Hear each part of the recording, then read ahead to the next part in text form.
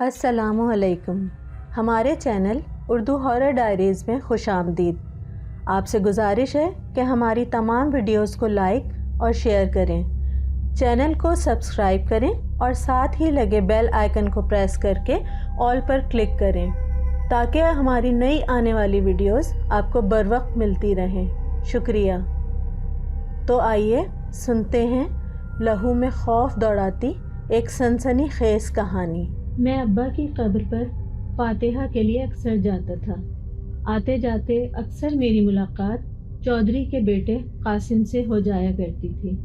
شاید وہ پابندی سے قبرستان آتا تھا۔ ایک دن میں قبرستان گیا تو میری نظر چودھری قاسم پہ پڑی۔ وہ آج بہت شدت سے رو رہا تھا۔ اس کی حالت دیکھ کر مجھ سے رہا نہ گیا اور میں اس کے قریب چلا گیا۔ قریب جا کر جب کتبے پہ میری نظر پڑی تو اس پہ نین تارا لکھا تھا۔ پتہ نہیں چودھری کا اس سے کیا رشتہ تھا۔ میں کیونکہ اس گاؤں میں نیا آیا تھا اس لیے زیادہ کچھ نہیں جانتا تھا۔ میں نے وہاں فاتحہ پڑھی اور گھر آ گیا۔ سارا دن مجھے چودھری قاسم کا شدت سے رونا یاد آتا رہا۔ وہ اتنی شدت سے رو رہا تھا جیسے ابھی حال ہی میں کوئی فوت ہوا ہو۔ کچھ دن بعد پھر میرا قبرستان جانا ہوا۔ میں جلدی فاتحہ پڑھ کے جانے کے لیے مڑا کیونکہ ہلکی ہلکی بارش شروع ہو چکی تھی کہ میری نظر چودھری قاسم پہ پڑی۔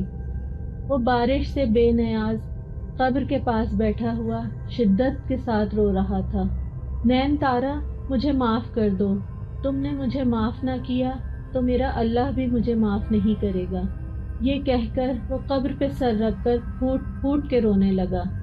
چودھری صاحب، بارش تیز ہو رہی ہے، میں نے چودھری کو پکارا اور پھر میں نے چودھری قاسم کا بازو پکڑا اور گورکن کی جھونپڑی میں لے آیا۔ گورکن موجود نہیں تھا۔ چودھری قاسم زمین پہ بچھی ہوئی چٹائی پر نڈھال سا ہو کر بیٹھ گیا۔ وہ ابھی بھی رو رہا تھا۔ نین تارا کی قبر یہاں سے صاف دکھائی دے رہی تھی۔ چودھری قاسم ابھی بھی ہاتھ جوڑ جوڑ کر معافی مانگ رہا تھا۔ نین تارا، مجھے معاف کر دو۔ اگر تم نے مجھے معاف نہ کیا تو یہ زمین بھی مجھے جگہ نہ دے گی۔ یہ کس کی قبر ہے؟ میں نے ہمت کر کے سوال کیا۔ میری چھوٹی بہن کی، چودھری نے جواب دیتے ہوئے پہلی بار مجھے دیکھا اور یہ کہہ کر خاموش ہو گیا۔ چودھری صاحب، آپ مجھے اپنا غم بتائیں، اس طرح آپ کے دل کا بوجھ ہلکا ہو جائے گا۔ میں ہمدردانہ لہجے میں بولا۔ غم نہیں، گناہ، چودھری غمناک لہجے میں بولا۔ ہو سکتا ہے میں آپ کے کسی کام آ سکوں، میں نے اسے بولنے پر آمادہ دیکھ کر کہا۔ کبھی کبھار انسان گناہوں کی وجہ سے اتنا دور نکل جاتا ہے کہ کوئی حل ہی نہیں بچتا، کوئی بھی اس کی مدد نہیں کر سکتا۔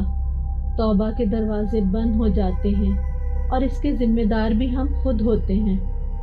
چودھری قاسم کی آواز ایسا لگ رہا تھا جیسے کسی کھائی سے آ رہی ہے، اور پھر اس نے اپنے دل کا بوجھ ہلکا کرنا شروع کیا۔ یہ کہانی میں آپ کو چودھری قاسم کی ہی زبانی سناتا ہوں۔ چودھری ہاشم ابھی تک بے اولاد تھا۔ دن رات وہ اپنی بیوی کو طعنے دیتا کہ صرف بیٹا ہونا چاہیے، اگر بیٹی ہوئی تو تمہاری اس حویلی میں کوئی جگہ نہیں ہوگی۔ میں بہت ہی منتوں اور مرادوں کے بعد پیدا ہوا۔ حویلی میں جشن کا سما تھا۔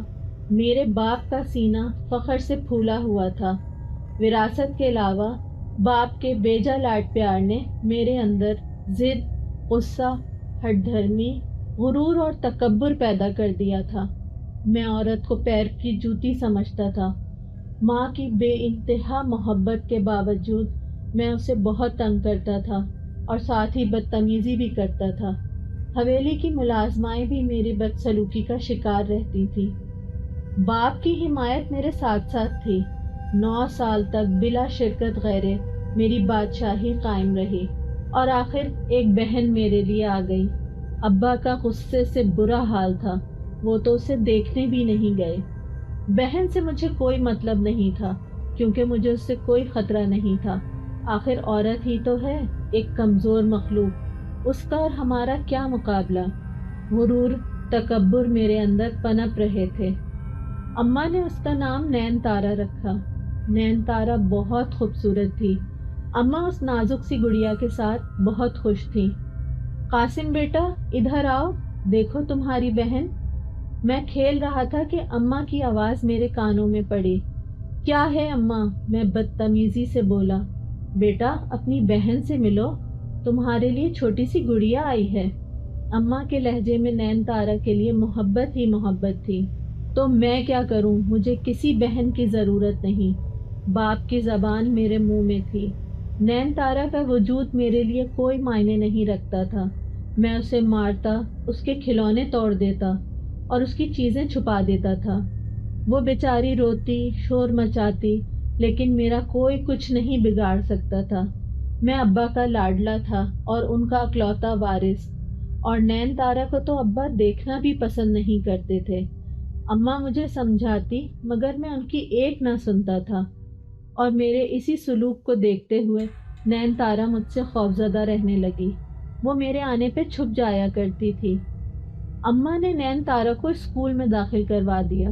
وہ بہت خوش تھی، لیکن مجھے اسکول جانے کا کوئی شوق نہ تھا۔ میں تو صرف دوسرے بچوں پر اپنی برتری ثابت کرنے کے لیے جاتا تھا کہ پڑھ لکھ کر بھی وہ ہرگز میرے برابر نہیں ہو سکتے، بلکہ رہیں گے تو ہمارے کمی کمین ملازم ہی۔ وقت گزرتا جا رہا تھا، نین تارا پڑھائی میں اور میں اپنی آوارگی میں بڑھتا جا رہا تھا۔ شرارتیں بھی کرتا اور ابا کو شکایت استاد کی لگاتا، اور جب ابا انہیں ذلیل و خوار کرتے تو میری فرعونیت کو بڑی تسکین ملتی۔ نین تارا نے میٹرک بہت ہی اعلیٰ نمبروں سے پاس کیا۔ پورے گاؤں میں دھوم سی مچ گئی۔ صورت اور سیرت میں تو وہ باکمال تھی ہی، پڑھائی کا میدان بھی اس نے مار لیا۔ میں نے گاؤں والوں کے چہرے پر نین تارا کے لیے عزت اور محبت دیکھی۔ مجھ سے وہ ڈرتے تھے، مگر نہیں، وہ مجھ سے ڈرتے ہی نہیں، شدید نفرت بھی کرتے تھے۔ پہلی بار مجھے نین تارا سے حسد محسوس ہوا، یعنی ایک لڑکے کے سامنے ایک لڑکی بازی لے گئی۔ حویلی میں آنے جانے والے اماں ابا کو مبارکباد دے رہے تھے، اور میرا حسد کے مارے برا حال تھا۔ وہ آگے پڑھنا چاہتی تھی۔ اس نے اماں سے اس بات کا اظہار کیا کہ اسے شہر کے میڈیکل کالج میں داخلہ لینا ہے۔ یہ سنتے ہی میرے تن بدن میں آگ سی لگ گئی۔ ابا اور میں نے خوب مخالفت کی۔ کیا ضرورت ہے آگے پڑھنے کی؟ میں نے اسے قہر آلود نظروں سے گھورا۔ ابا مجھے شوق ہے، نین تارا نے پہلی بار زبان کھولی۔ پڑھ کر تو کیا تیر مار لے گی؟ کرنا تو پھر بھی تو نے ہانڈی روٹی ہے۔ میرے لہجے میں حقارت تھی۔ پتر پڑھنے دے بیچاری کو، اماں حمایت میں بولی۔ نہ بھائی نہ، ضرورت کیا ہے شہر جا کر پڑھنے کی؟ کرنی تو تیری شادی ہی ہے، ہم نے تجھ سے کون سا نوکری کروانی ہے؟ ابا غصے سے دھاڑے۔ چودھری صاحب، میں نے آپ سے زندگی میں کچھ نہیں مانگا، مگر اپنی بیٹی کے لیے منت کرتی ہوں کہ اسے پڑھنے کی اجازت دے دیں، اماں ہاتھ جوڑتے ہوئے بولی۔ اور پھر اماں کی التجائیں اور نین تارا کی دعائیں رنگ لے آئیں۔ ابا مان گئے تھے۔ میں نے سنا تو حیران رہ گیا کہ ابا کی نفرت اور حقارت کہاں گئی؟ شاید بیٹی کی محبت جاگ گئی تھی۔ ابا نے اس شرط پر شہر پڑھنے کی اجازت دی کہ نین تارا کوئی ایسی حرکت نہیں کرے گی جس سے ہماری عزت پہ حرف آئے، اور نین تارا نے وعدہ کیا تھا۔ نین تارا کا داخلہ میڈیکل کالج میں ہو گیا اور میں خون کے گھونٹ پی کر رہ گیا۔ اسی دوران حویلی میں میری شادی کے ہنگامے جاگ گئے۔ گل بانو میری منگیتر تھی، جو اب دلہن بن کر حویلی کی رونق بڑھانے آ گئی تھی۔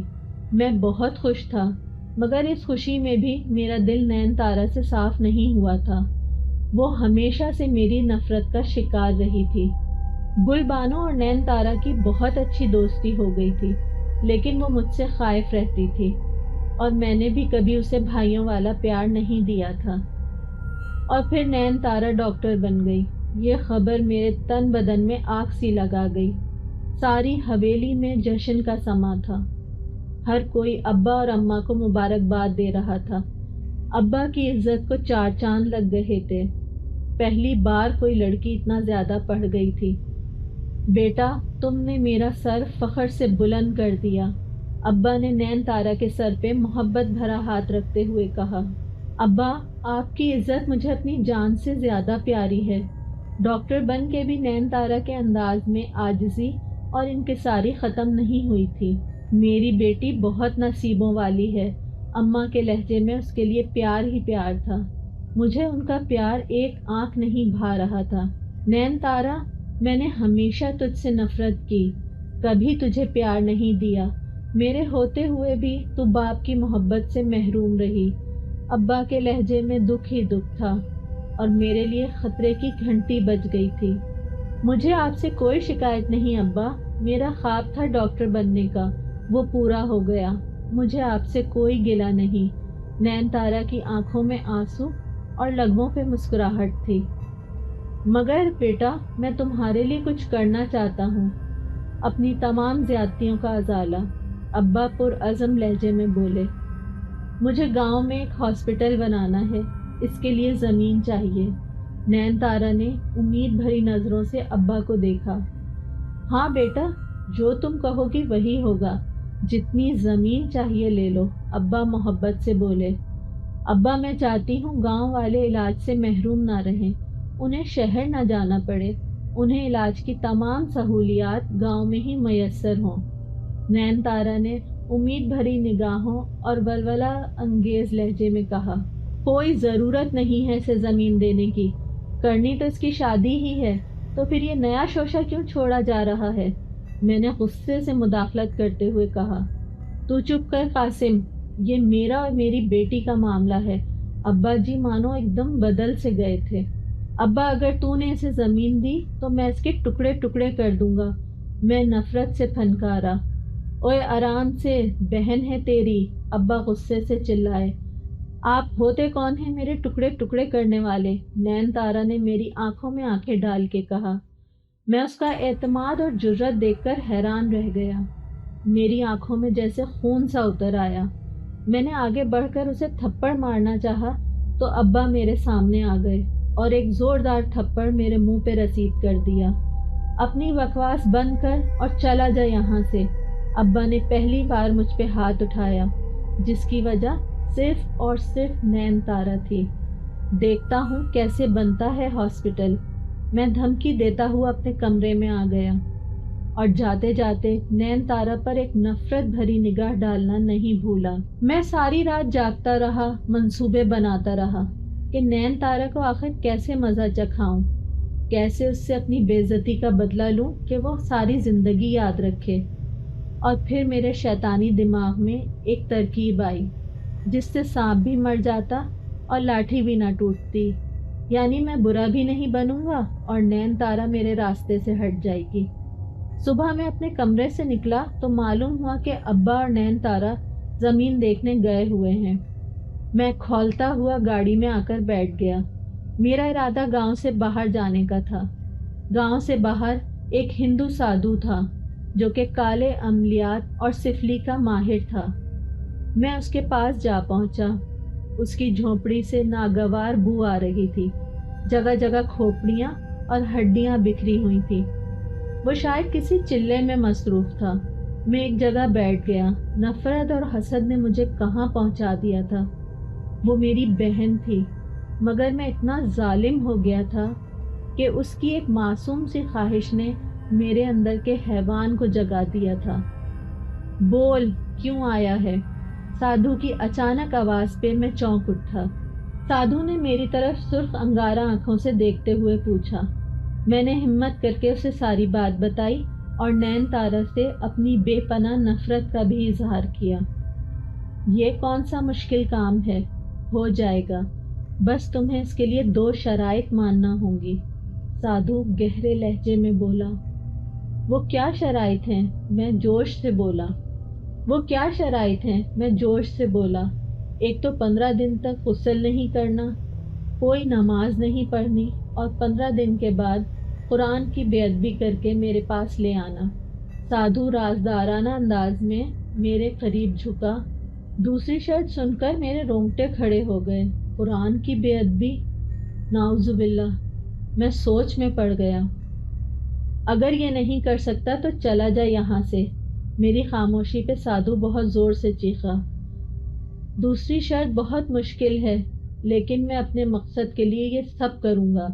آخرکار حسد نے میرا ضمیر مار دیا تھا۔ شیطان مکمل طور پر مجھ پہ سوار ہو چکا تھا۔ اگر اس دن میں واپس گھر چلا جاتا اور نین تارا سے نفرت ختم کر دیتا تو شاید آج اس حال میں نہ ہوتا۔ نماز تو میں پہلے بھی نہیں پڑھتا تھا، مگر جمعے کا مسئلہ تھا جو ابا کے ساتھ پڑھنے جایا کرتا تھا، اور جہاں تک غسل کا تعلق ہے تو وہ میں سب سے چھپا سکتا تھا، لیکن گل بانو واقف ہو سکتی تھی۔ اس کا حل میں نے یہ نکالا کہ کم از کم کپڑے روز بدل لیا کروں۔ میں حویلی میں کسی سے زیادہ بات نہ کرتا۔ حویلی میں سب سمجھ رہے تھے کہ شاید مجھے عقل آ گئی ہے۔ میں نے غسل چھوڑ دیا تھا، لیکن روز کپڑے بدل لیتا۔ جمعے کا دن آ گیا۔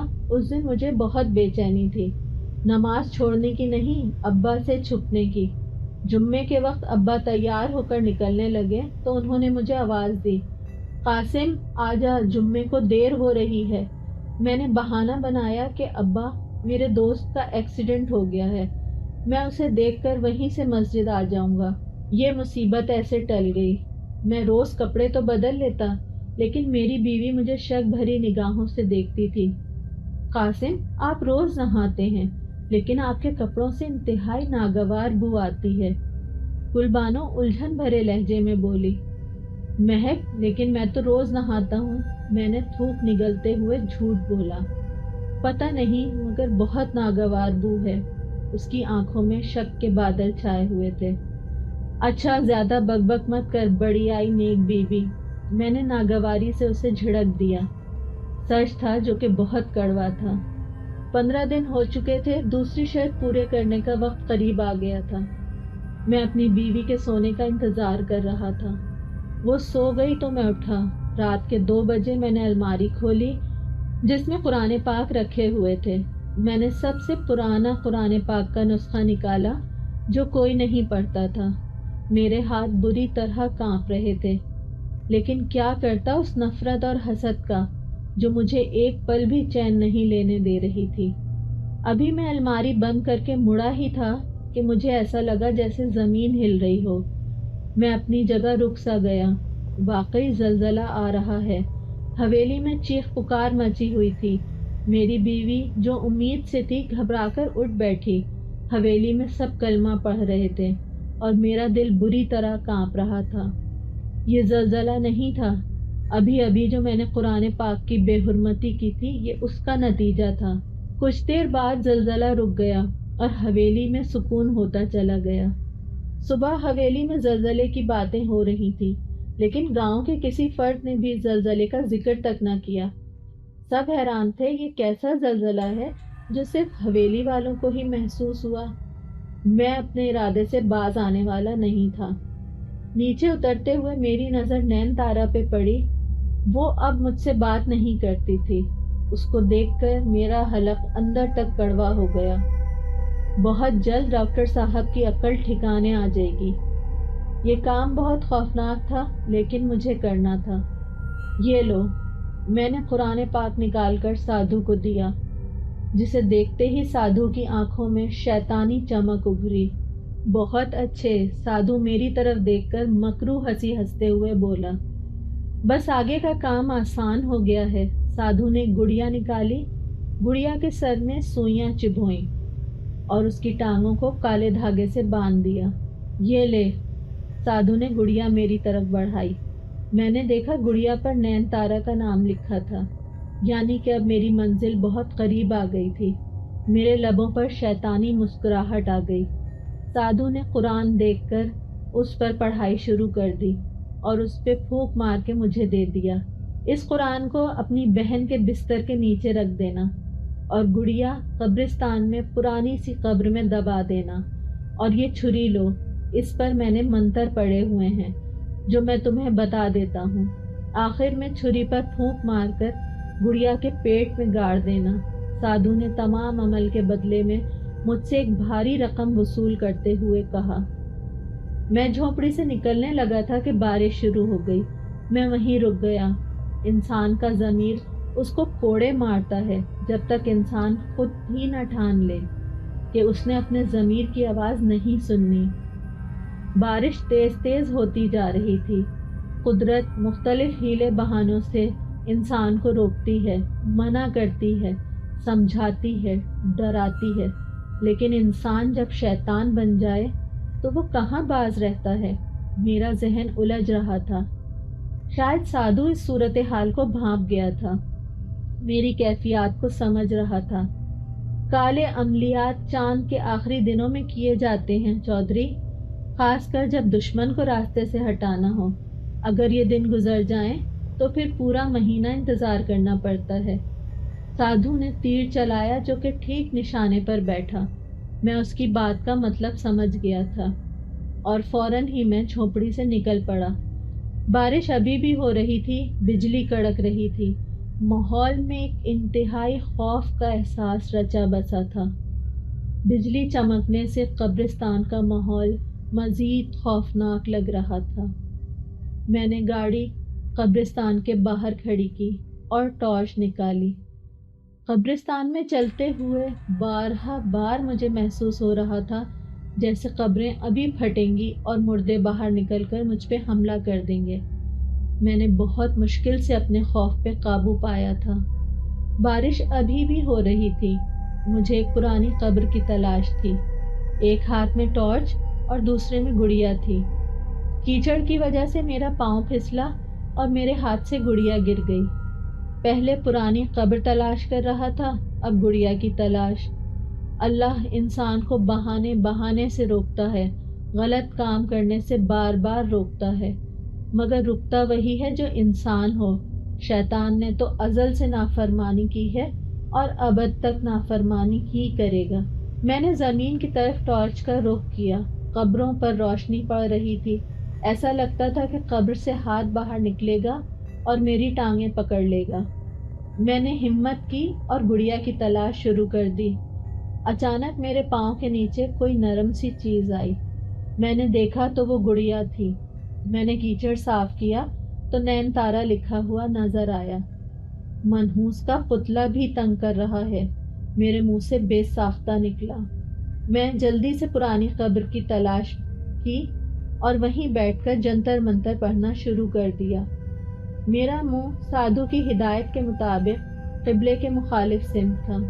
میں نے آنکھیں بند کر کے عمل شروع کیا۔ یکایک کسی کے رونے کی آواز سنائی دی۔ میں نے گھبرا کر آنکھیں کھولی تو ساتھ والی قبر کا منظر دیکھ کر میرا خوف سے خون جمنا شروع ہو گیا۔ قبر کے اوپر ایک آدمی بیٹھا رو رہا تھا۔ اس کا لباس سفید لیکن بہت میلا تھا، چہروں سے کئی برسوں کا بیمار لگ رہا تھا۔ لیکن حیرت کی بات تھی، بارش کے قطرے گرنے کے باوجود اس کا لباس گیلا نہیں ہو رہا تھا۔ خوف کے مارے میں عمل کرنا بھول گیا اور آنکھیں پھاڑ پھاڑ کر اسے دیکھنے لگا۔ وہ مسلسل رو رہا تھا۔ ہلاکت ہے ان لوگوں کے لیے جو بیٹیوں کو زندہ درگور کر دیتے ہیں۔ برباد ہوئے وہ لوگ جو عورت کی وراثت کا حق کھا جاتے ہیں۔ کوئی ٹھکانہ نہیں ان کا اس دنیا میں اور نہ ہی آخرت میں۔ اس کی آواز میں بہت ہی تکلیف نمایاں تھی، ایسی آواز جیسے بہت تشدد اور اذیت کے بعد انسانی کرراہ کی ہو۔ وہ دوبارہ رونے لگا۔ اب اس کی آواز قدرے بھیانک ہو گئی تھی۔ مجھے لگ رہا تھا جیسے میرا دل پھٹ جائے گا۔ میں تیزی سے اٹھا اور بھاگنے ہی لگا تھا کہ وہی ہندو سادھو نظر آیا۔ اس نے مجھے دوبارہ قبر کے پاس دھکیل دیا۔ کہاں جا رہے ہو عمل ادھورا چھوڑ کر؟ یاد رکھو اگر بھاگنے کی کوشش کی تو میری مددگار قوتیں تمہیں زندہ نہیں چھوڑیں گی، کیونکہ عمل الٹا بھی ہو سکتا ہے، اس لیے عمل پورا کرو۔ سادھو کی آنکھیں سرخ انگارہ ہو رہی تھی۔ ایک مرتبہ پھر ضمیر کی جنگ شروع ہو گئی۔ آخرکار شیطان جیت گیا اور ضمیر کی آواز خاموش ہو گئی۔ اب مجھے اپنی زندگی کی فکر تھی۔ اپنی زندگی بچانے کے لیے میں نے نین تارا کو قبر میں اتارنے کا فیصلہ کیا۔ بارش ہلکی ہو چکی تھی۔ آخر میں نے چھری پہ پھونک ماری اور گڑیا کے پیٹ میں گاڑ دی۔ بادل زور سے گرجا اور تیز بجلی کڑکی۔ بجلی کی چمک سے سارا قبرستان نمایاں ہو کر بھیانک لگ رہا تھا۔ بہت سی چمگادڑیں نہ جانے کہاں سے شور مچاتی ہوئی اڑی اور گزر گئیں۔ میرا دل خوف کے مارے دھڑک رہا تھا۔ کچھ عجیب و غریب پرندوں کی آوازیں بھی بلند ہوئی تھیں، اور پھر چار سو سناٹا چھا گیا۔ عمل ختم کر کے میں نے گڑیا قبر کھود کر اس میں دبا دی اور بہت مطمئن ہو کر گھر واپس آ گیا۔ گھر میں سب سو رہے تھے۔ میں نہایا، کپڑے تبدیل کیے۔ کافی دن بعد میں نہایا تھا، اس لیے خود کو کافی ہلکا محسوس کر رہا تھا۔ میں بہت پرسکون ہو گیا تھا۔ اب عمل کا دوسرا مرحلہ تھا۔ یہ کام مشکل تھا کیونکہ میں کبھی نین تارا کے کمرے میں نہیں گیا تھا، اور یہاں یہ کہ اس کے کمرے میں وہ قرآن پاک رکھنا تھا۔ کسی ملازم کو کہہ کر یہ کام کروانا درست نہیں تھا کہ کہیں بات نہ کھل جائے۔ میں اپنے کمرے سے باہر نکلا تاکہ حالات کا جائزہ لے سکوں۔ ملازم نے بتایا کہ ابا اور نین تارا ہاسپٹل کی زمین کے سلسلے میں باہر گئے ہوئے ہیں۔ میرے لیے یہ سنہری موقع تھا۔ میں فوراً قرآن لے کر نین کے کمرے میں گیا اور جلدی سے بیڈ کے بالکل درمیان میں رکھ کر باہر واپس آ گیا۔ کسی کو پتہ ہی نہ چل سکا۔ میرا بیٹا ہوا تھا۔ میں بہت خوش تھا۔ ساری حویلی میں جشن منایا گیا تھا۔ پورے گاؤں میں مٹھائی بانٹی گئی تھی۔ ابا، اماں، نین تارا سب بہت خوش تھے۔ رات کے کسی پہر نین تارا کی چیخوں سے پوری حویلی گونج اٹھی۔ ہم سب اٹھ گئے تھے۔ نین تارا مستقل روئے جا رہی تھی۔ اماں اور ابا اسے تسلی دے رہے تھے۔ نین تارا، کیا ہوا ہے؟ کیوں رو رہی ہو؟ گل بانو نے پریشانی سے پوچھا۔ بھابھی، میرے کمرے میں دو لمبے لمبے کالے سائے تھے، وہ میری طرف بڑھ رہے تھے۔ انہوں نے میری گردن بھی دبانے کی کوشش کی کہ میری چیخ نکل گئی۔ نین تارا روتے ہوئے بولی، لگتا ہے کالے علم نے اپنا کام دکھانا شروع کر دیا ہے۔ فوراً میرے ذہن میں خیال آیا۔ اماں اسے اپنے کمرے میں لے گئی۔ بس پھر تو یہ سلسلہ شروع ہو گیا۔ وہ ساری رات روتی رہتی، چیخیں مارتی رہتی۔ کبھی کہتی میرے سر میں درد ہو رہا ہے، کبھی کہتی کہ جیسے ہی سونے لگتی ہوں سارے جسم میں آگ سی لگ جاتی ہے۔ وہ بیڈ سے اتر کر نیچے لیٹتی تو وہی سیاہ سائے آ جاتے، جن کے آنے سے کمرے میں سڑے ہوئے گوشت کی بدبو آنے لگتی۔ وہ ساری رات جاگتی تھی۔ چند دنوں میں ہی اس کی حالت پاگلوں جیسی ہو گئی تھی۔ میں اپنے کمرے میں پرسکون لیٹا اس کی چیخوں کی آواز سنتا رہتا تھا۔ میں جانتا تھا کہ وہ سائے سادھو کے موکل تھے جو عمل پورا کر رہے تھے اور نین تارا کو ڈرا رہے تھے۔ حویلی میں سب بہت پریشان رہنے لگے تھے۔ کسی کو کوئی مسئلہ سمجھ نہیں آ رہا تھا۔ وہ ساری رات فرش پہ لیٹی رہتی تھی۔ جیسے ہی بستر پر لیٹتی تو چیخیں مارتی ہوئی اٹھ جاتی۔ ایک رات اسی طرح رونے کی آواز سے میری آنکھ کھل گئی۔ اماں ابا بری طرح رو رہے تھے۔ نین تارا سیڑھیوں کے پاس بے ہوش گری ہوئی تھی۔ اسے ہاسپٹل لے جایا گیا تو پتہ چلا کہ اس کے کمر کی ہڈی ٹوٹ چکی ہے۔ وہ ویل چیئر پر واپس حویلی آئی۔ اس کو اس حالت میں دیکھ کر بھی مجھے رحم نہ آیا۔ کس قدر پتھر دل تھا میں۔ وہ سارا دن اپنے کمرے میں پڑی رہتی۔ ہنسنا بولنا سب کچھ چھوڑ دیا تھا۔ سب اس کی زندگی کی دعائیں مانگ رہے تھے اور میں اسے قبر میں اتارنے کا انتظام کر آیا تھا۔ کچھ دنوں بعد وہ سوتے ہوئے مر گئی۔ کسی کو پتہ ہی نہ چلا کہ اسے کیا ہوا تھا۔ میں خوش تھا کہ میرے راستے کا پتھر ہٹ گیا ہے۔ اب پھر سے میری بادشاہی حویلی میں قائم ہونے والی تھی۔ اماں ابا غم سے نڈھال تھے، لیکن میرا خون سفید ہو چکا تھا۔ میرا دوسرا بیٹا پیدا ہوا تو وہ معذور تھا۔ میرا دل بجھ سا گیا۔ چند دنوں بعد میرا بیٹا فوت ہو گیا۔ میرے اوپر تو مانو جیسے غم کا پہاڑ ٹوٹ گیا تھا۔ اماں ابا پہلے ہی جوان بیٹی کی موت پر نڈھال تھے، اب مزید دکھی ہو گئے۔ ایک قیامت تھی جو حویلی پر ٹوٹ چکی تھی، اور پھر اس کے بعد حویلی پر غم کے بادل چھا گئے۔ حویلی میں پھر کبھی کوئی خوشی نہ آئی۔ میرا بڑا بیٹا سیڑھیوں سے گرا اور گرتے ہی مر گیا۔ میری کمر کی ہڈی بالکل ٹوٹ چکی تھی۔ گل بانو بالکل خاموش ہو کر رہ گئی تھی۔ نین تارا کی موت کے بعد سے مجھے ہر کام میں نقصان ہو رہا تھا۔ کبھی تیار فصل تباہ ہو جاتی، کبھی گاڑی کا ایکسیڈنٹ ہو جاتا۔ ایک رات میں سوتے سے اٹھ گیا، پسینے میں بھیگ چکا تھا۔ میں نے خواب دیکھا کہ میں نے کمرے کا دروازہ کھولا تو ایک لڑکی بیٹھی رو رہی ہے۔ کون ہو تم؟ میں نے اس سے پوچھا۔ اس لڑکی نے سر اٹھایا تو مجھے حیرت کا جھٹکا لگا۔ وہ نین تارا تھی۔ بھائی، آپ نے میرے ساتھ یہ ظلم کیوں کیا؟ میں نے آخر آپ کا کیا بگاڑا تھا کہ آپ نے وقت سے پہلے ہی مجھے مار دیا؟ نین تارا کی آنکھوں میں آنسو اور لبوں پہ شکوہ تھا۔ میں خوف سے بھیگ چکا تھا اور زبان میری گنگ ہو چکی تھی۔ میرے خوف سے پسینے چھوٹ گئے اور میں گونگا کھڑا تھا۔ میرے اللہ، تو اسے کبھی معاف نہ کرنا، نہ اس دنیا میں اور نہ ہی آخرت میں، نین تارا نے آسمان کی طرف دیکھ کر دردناک لہجے میں کہا اور غائب ہو گئی۔ میں کتنی دیر تک بستر پر پریشان بیٹھا رہا۔ یہ مصیبت میں نے خود مول لی تھی اور اب بھگتنے کا وقت آ چکا تھا۔ میری بیوی پھر امید سے تھی۔ پتہ نہیں کیوں اس بار مجھے کوئی خوشی نہ تھی۔ مجھے لگا کہ اس بار میرے ساتھ کچھ بہت ہی برا ہونے والا ہے۔ میں ساری رات جاگتا رہتا۔ نین تارا کی بے بسی، اس کی چیخیں مجھے رات بھر جگاتی تھیں۔ میں گاؤں کے امام مسجد کے پاس اپنا مسئلہ لے کر گیا کہ مجھے سکون نہیں ہے، ساری رات نیند نہیں آتی۔ امام صاحب علم و حکمت میں بہت سمجھ بوجھ رکھتے تھے۔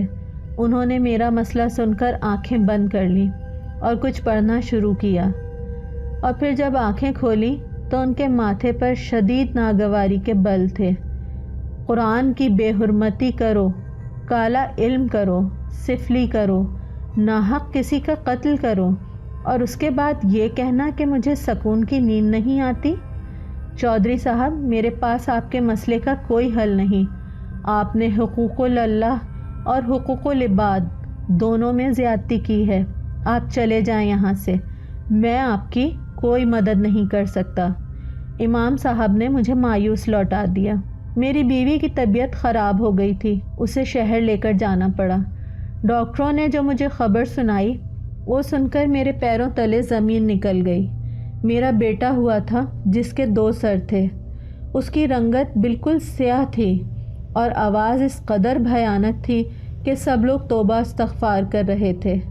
میری بیوی قریب المرگ تھی۔ ڈاکٹروں نے صاف جواب دے دیا تھا، قاسم، میں جانتی ہوں کہ نین تارا پر کالا علم آپ نے کروایا تھا، قرآن پاک کی بے حرمتی بھی آپ نے کی تھی۔ اللہ نے ہمیں اولاد کے دکھ دیے تاکہ ہمیں سزا ملے۔ یہ کہہ کر گلبانو دم توڑ گئی۔ میرا بچہ بھی مر چکا تھا۔ اماں ابا تو صدمے جھیل کر ٹوٹ چکے تھے۔ اب اس نئے غم پر ایک ایک کر کے وہ بھی دنیا سے منہ موڑ گئے۔ میں سارا دن دیوانوں کی طرح پھرتا رہتا۔ جس حویلی کا واحد مالک بننے کے لیے میں نے اتنا کچھ کیا تھا وہ برباد ہو چکی تھی۔ ایک دن اسی طرح بھٹکتے بھٹکتے نین تارا کی قبر پر آ گیا۔ وہ دن ہے اور آج کا دن۔ میں نین تارا کی قبر پہ روز آتا ہوں، اللہ سے معافیاں مانگتا ہوں۔ قرآن پاک کو ہاتھ لگاتے ہوئے مجھے بے انتہا شرم آتی ہے۔ چودھری قاسم خاموش ہو چکا تھا۔ اس کی کہانی سن کر میرا دماغ بالکل ہی معاف ہو چکا تھا۔ میں جو اسے حوصلہ دینے بیٹھا تھا خود اپنا حوصلہ گنوا چکا تھا۔ میں گھر آ گیا مگر دل اور دماغ چودھری قاسم کی طرف لگا ہوا تھا۔ مجھے اس پر رحم بھی آ رہا تھا اور شدید غصہ بھی، لیکن میں اس کے لیے کچھ نہیں کر سکتا تھا۔ کافی دن تک میں قبرستان نہیں گیا۔ 2 ہفتوں کے بعد میرا قبرستان جانا ہوا تو دیکھا چودھری قاسم کا ڈرائیور نین تارا کی قبر کی صفائی کر رہا تھا اور اس پہ پھول ڈال رہا تھا۔ مجھے حیرت ہوئی، میں اس کے پاس چلا گیا۔ چودھری صاحب خود نہیں آئے؟ میں نے ملازم سے پوچھا۔ چودھری صاحب اب چل نہیں سکتے۔ ملازم کے بتانے پہ مجھے حیرت کا شدید جھٹکا لگا۔ کیوں، کیا ہوا انہیں؟ میں ناسمجھی کی کیفیت میں بولا۔ انہیں کسی زہریلے کیڑے نے کاٹ لیا ہے جس کی وجہ سے وہ معذور ہو گئے ہیں۔ ملازم یہ کہہ کر واپس چلا گیا۔ میں شام کو سیدھا حویلی گیا۔ چودھری بستر پر لیٹا تھا۔ میں اس کے پاس بیٹھ گیا۔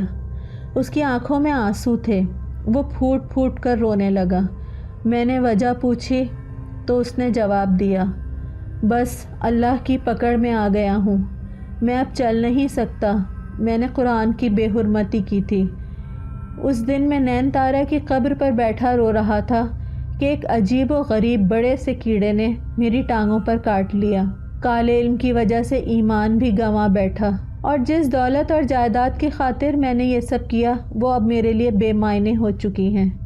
یہ کہہ کر وہ زارو قطار رونے لگا۔ میں نے تسلی کے چند ٹوٹے پھوٹے لفظ کہے اور گھر آ گیا۔ فجر کی اذان کے وقت میری آنکھ کھلی۔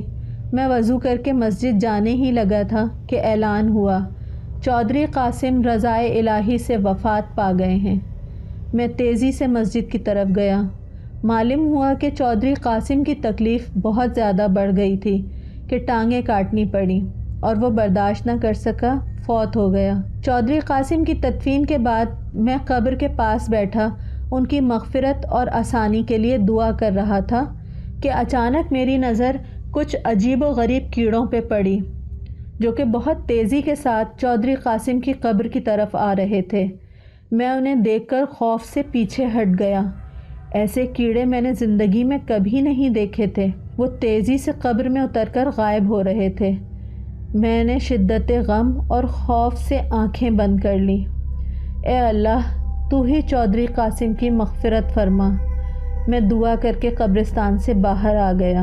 بالکل صحیح ہے کہ کالا علم کرنے والا کافر ہے، کیونکہ وہ اللہ سے جھگڑا کرتا ہے، اپنی تقدیر پر راضی نہیں ہوتا اور اپنا ایمان بھی گنوا بیٹھتا ہے، اور ساتھ ساتھ دنیا اور آخرت بھی برباد کر لیتا ہے۔